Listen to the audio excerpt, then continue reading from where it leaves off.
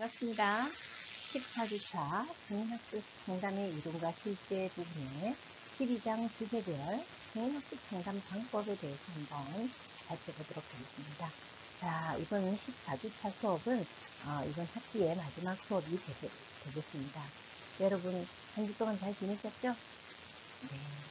자, 저는 감기로 인해서 컨디션이 좋지는 않지만 또 열심히 우리 선생님들과 함께 수업을 진행하도록 하겠습니다.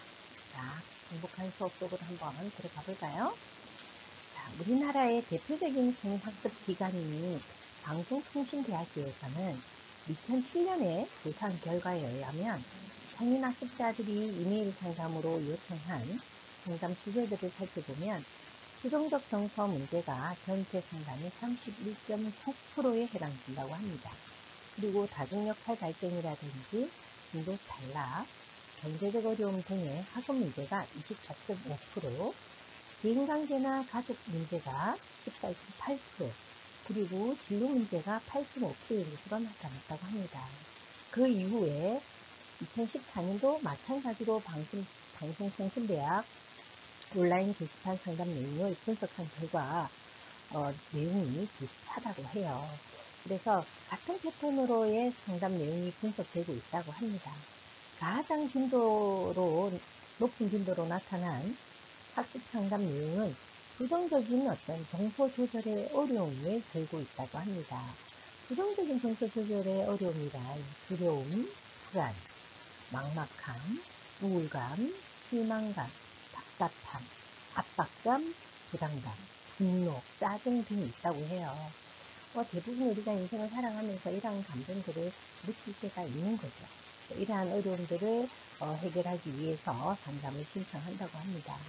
그리고 원격 대학에서의 학습 전략의 부족이라든지 이런 것들에 대한 답답한 것들이 있다고 합니다. 그래서 학업을 수행하는 일에 있어서 일상생활에 제한된 부분이라든지 학사 관리의 어려움이라든지 우선순위 설정에 대한 어려움이라든지 낮은 성적으로 인한 어려움, 그리고 진로 설계나 수행의 어려움의 순서대로 나타났다고 합니다. 이같이 부정적인 정서 조절의 어려움과 학습 전략의 부족, 다중역할의 갈등이라든지 낮은 성적으로 인한 어려움 등 성인학습 상담의 문제는 결국 성인학습자들이 자기관리와 학습 과정에서 자기 모니터링을 통한 자기 주도적 학습 태도에서 겪는 어려움을 겪고 있는 것을 이해할 수 있겠죠. 그래서 다양한 성인학습 이론의 공통점은 행복하고 건강한 삶을 살아가기 위해서 성인에게 요구되고 있는 자기 주도적인 학습 능력을 향상시키는 부분이고요. 자신의 삶에서 성장과 성숙의 변화를 이끌어내는 것이라고 할 수 있겠습니다. 그래서 성인 학습자들이 성인의 역할을 수행하면서 필요한 학습을 진행하는 과정에서 겪을 수 있는 다양한 문제, 그리고 성인학습자가 속한 사회의 맥락에서 자신을 잘 이해하고 조절할 수 있도록 하는, 그리고 자신이 처한 학습 환경을 잘 관리함으로써 해결할 수 있는 문제들에 대해서 성인학습자들이 충족하고자 하는 욕구겠죠. 그래서 성인학습자들이 평생 학습에서 참여하는 실태를 우리가 이전에 살펴보았듯이 3줄 이상의 취업자들이 직업 관련 학습에 참여하는 비율이 높은 것은 경력 개발과 진로 문제를 해결하기 위한 목적이 크다고 할 수 있습니다. 따라서 학습기관에서 실시되는 상담은 학습 정보 제공이라든지 방법에 대한 안내와 상담뿐만 아니라 성인들의 발달 단계의 역할을 수행하는 요구되고 있는 가업과 또 그 가업이 잘 성취할 수 있도록 진로나 대인관계 등의 다양한 문제에 대해서도 도움을 줘야 한다는 것도 우리 평생교육사가 가져야 할 자세라고 할 수 있겠습니다. 그래서 지금까지 학습한 다양한 성인학습 이론과 성인학습자에 대한 발달 심리학적 지식이라든지 그리고 주도적인 학습 태도의 구성 요소들을 통해서 자기 주도 학습의 태도에 진작을 위한 구체적인 방법 등을 성인학습 상담에서 어떻게 활용할 수 있을지에 대한 것이 학습에 대한 목표가 되겠죠. 대표적으로 우리가 이러한 성인 학습자들의 어떤 문제에 대해서 성인 학습 상담의 실무나 이러한 역량에 대해서 또 한번 알아보도록 하겠습니다. 첫 번째, 학습 문제의 진단과 평가 부분에서는 우리가 학습 전략 검사나 검사에 대한 실시나 해석 상담에 대한 내용이 되겠습니다. 성인 학습 상담 과정은 성인 학습자의 문제를 확인하고 상담 과정의 목표를 설정해서 행동 변화를 촉진하는 것으로 진행한다는 것입니다. 그래서 성인 학습자의 문제를 확인하기 위해서는 이미 학습한 다양한 도구들을 활용해서 우리가 평가할 수 있고 표준화 검사 도구들도 활용해서 진단할 수 있겠죠. 이런 것들이 필요하다는 거죠. 그래서 표준화 심리 검사 도구로서는 학습 전략 검사를 실시하고 해석하는 상담 방법에 대해서 알아보고자 합니다. 학습 전략 검사는 국내에서 개발되어 가지고 대학생 이상의 성인을 대상으로 해서 표준화된 검사로서 성인 학습자가 보이는 다양한 심리적인 특성의 하나의 검사를 통해서 종합적으로 확인할 수 있다는 간편함이 있습니다. 그래서 자기주도 학습자가 학습 실수가 산출되어서 성인 학습자의 학습 문제를 진단하고 이해하는 데에 유용합니다. 그래서 이 검사 결과를 기초로 해서 성인 학습자의 자기주도적인 학습 태도를 진단하고 검사 결과를 해석하는 상담을 통해서 상담 과정 목표를 설정할 수가 있게 됩니다. 먼저 학습 전략 검사의 개요를 살펴본 뒤에 실시하는 방법과 검사 결과에 대한 해석 상담에 대한 구체적인 방법에 대해서 우리가 한번 알아보도록 합시다.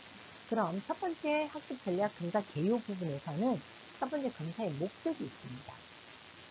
검사의 목적은 학습자가 사용하는 학습 전략이 얼마나 효과적인지에 대한 이해가 필요하겠죠. 두 번째는 학업성 치료에 대한 영향을 줄 수 있는 다양한 요인에 대한 탐구가 필요합니다. 그리고 세 번째는 학습자로서의 자신의 장단점에 대한 이해나 학습의 효율성 향상에 대한 이해가 필요합니다. 그리고 자신이 활용하고 있는 학습 전략과 자기 주도적인 학습 능력을 확인할 수 있겠죠. 그걸 통해서 평생교육사는 성인 학습자를 상담하는 데 도움이 될 수 있습니다. 진단하고 평가하는 것에서.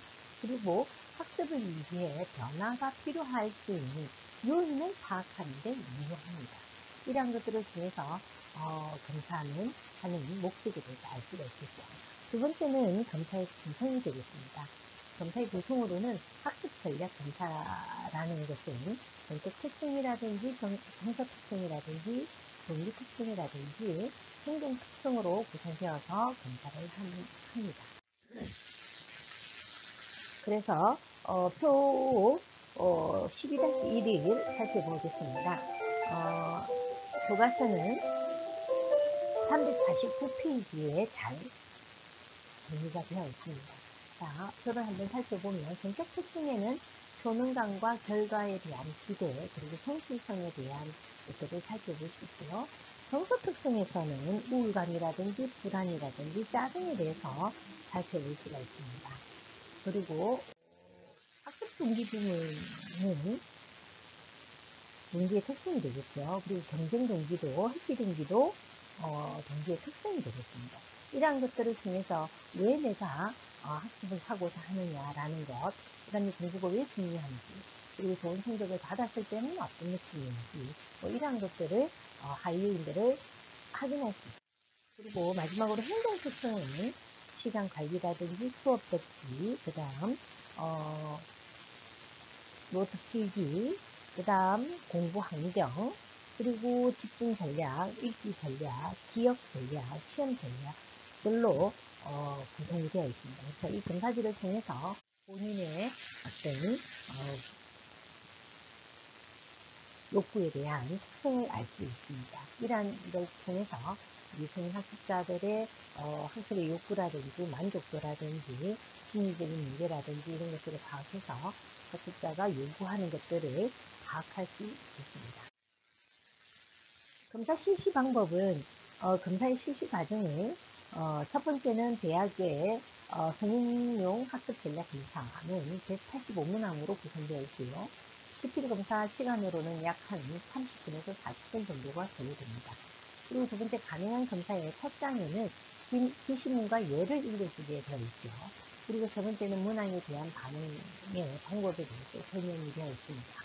문항을 지나치게 오래 생각할 필요는 없고 정확히 이해가 되었다고 판단되면 적극적으로 응답하는 것이 솔직한 자신의 모습을 나타낼 수 있고 파악할 수 있습니다.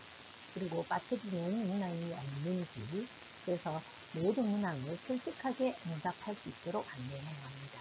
그리고 검사가 끝나면 답안지를 회수하기 전에 핵심적인 개인 정보가 누락되어 있지 않는지 재확인을 하고 거래되겠죠. 그리고 검사 결과에 대한 해석에 대한 부분을 살펴보도록 하겠습니다. 상담을 진행하기 위해서는 검사에 대한 해석을 해야지만 학습자에게 안내도 하고 설명도 할 수 있겠죠. 그래서 간단한 인사와 함께 상담자 자신을 소개합니다. 그리고 학습 전략 검사에 대한 소개를 하고 상담자는 검사의 목적과 구성 요소에 대해서 사전에 충분히 집중해서 자연스럽게 설명할 수 있어야 합니다. 그리고 내담자와 검사 결과에 대한 검토를 한 뒤에 상담자는 속도의 구성과 이론적인 정도에 대해서 충분하게 숙지를 해서 자연스럽게 학습자에게 전달하고 설명할 수 있어야 합니다.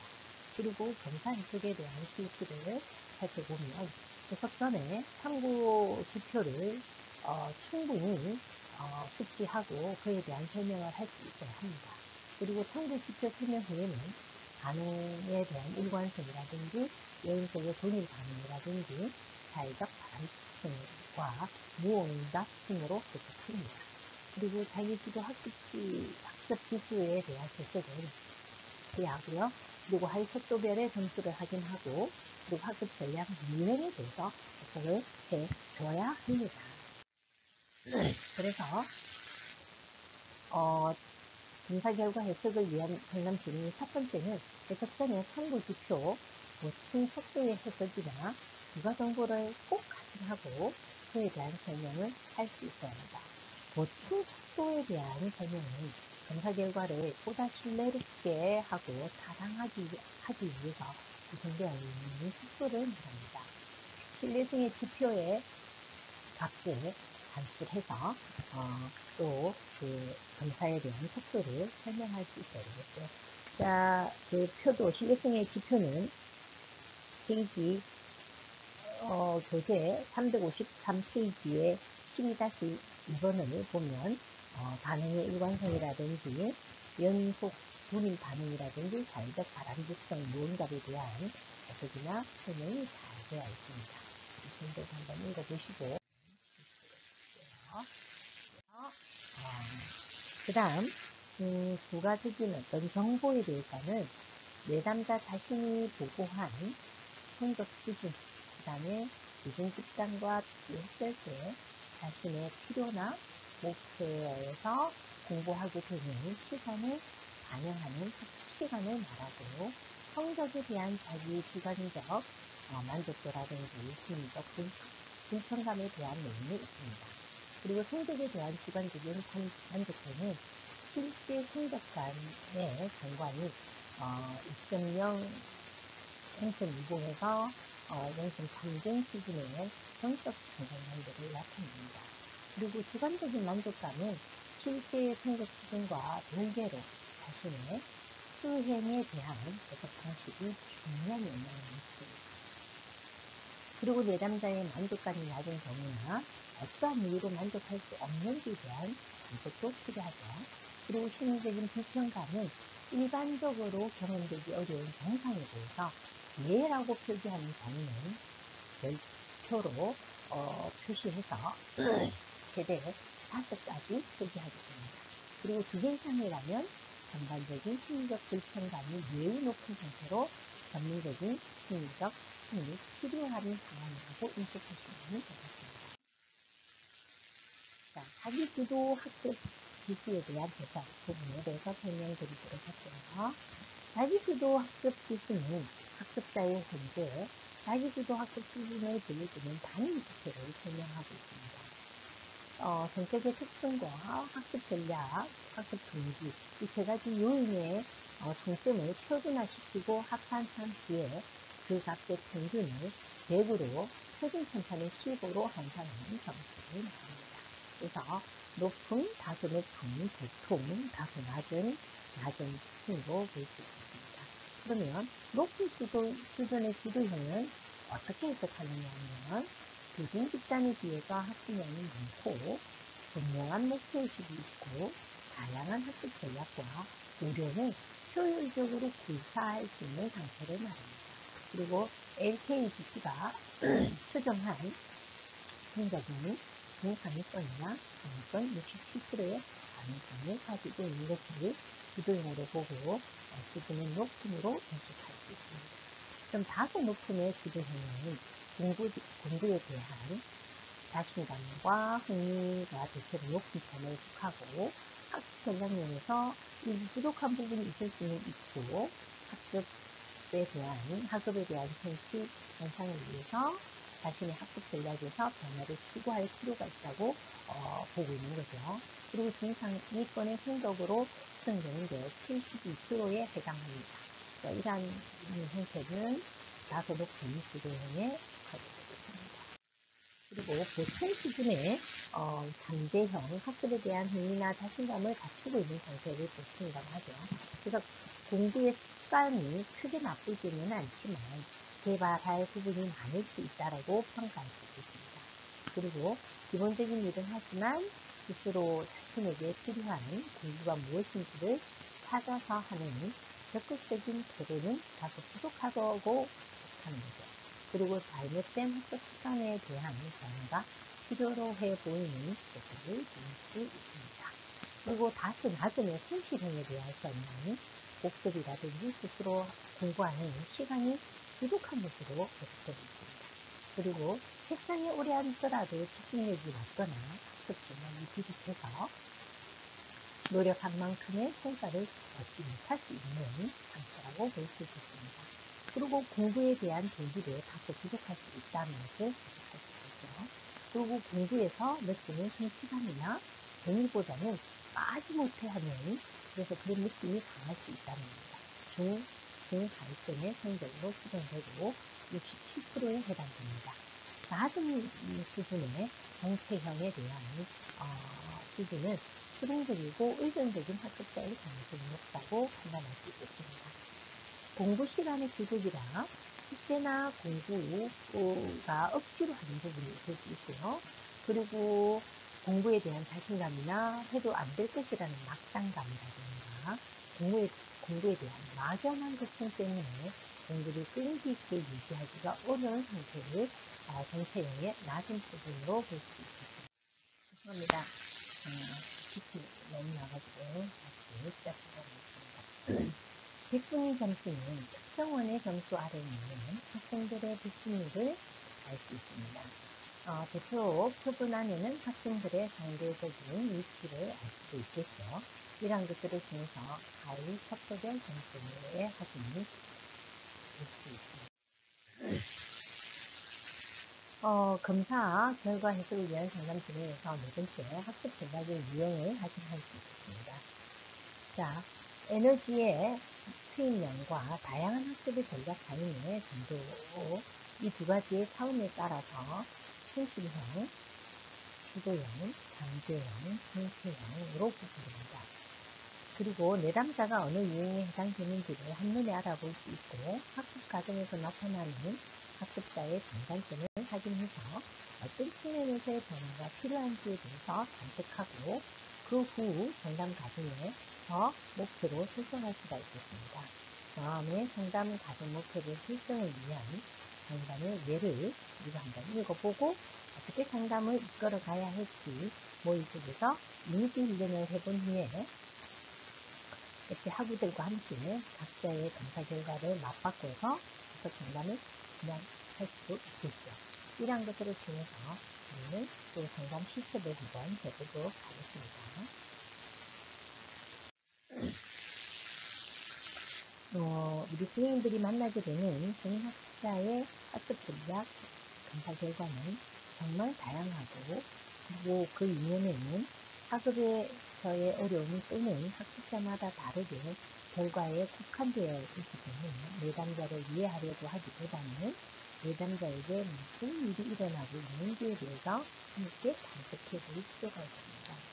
그리고 내담자의 자신의 문제를 확인하고 수용하게 되면 그에 따라 상담의 목표를 설정하되 반드시 내담자와 합의해서 상담의 목표를 설정해야 합니다.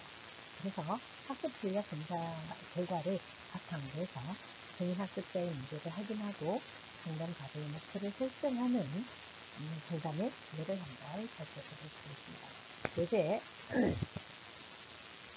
예시는 교재 페이지를 참고하라고 되어 있는데 그건 아닌 것 같고, 그 예시는 목표를 설정하는 것은 이제 이 페이지 있고, 지금 우리가 상담에 대한 내용을 실시하는 것은 우리가 수업 활동인 전략으로 보겠습니다.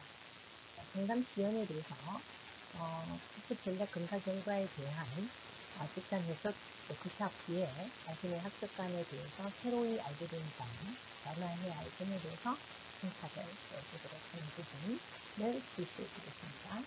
그리고 실습을 위해서 자신에게 필요한 지식과 태도, 기술에 대해서도 자기 평가를 한번 해봐야겠죠. 그리고 자신의 검사 결과에 대한 이해를 바탕으로 해서 학우들과 함께 자신의 검사지를 소환해서 상담자, 내담자 역할을 통해 학습 전략 검사 결과 해석과 상담을 지원하고 연습해 보도록 하겠습니다. 그리고 상담자, 내담자 상담 지원 후에 배우고 깨달은 점에 대해서도 한번 의견을 나눠보도록 하겠습니다.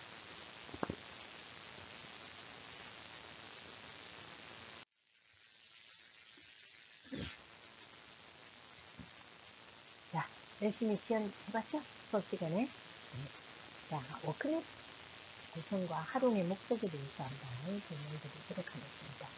성인학습자가 학습을 하는 이유는 다양할 수 있지만 진로 개발이나 직업에서의 변화를 목적으로 학습을 하는 경우에 성인학습자는 성인학습으로 쌓이는 경력이 자신의 진로나 직업 선택과 연계되길 희망하고 있습니다. 그래서 현대 사회는 제4차 산업혁명과 혁명의 시대를 맞이하면서 인공지능의 기술의 발전으로 현재 존재하고 있는 직업들이 인공지능으로 대체되어서 수년 내에 상당수의 직종들이 사라지게 되는 것을 예측할 수 있습니다.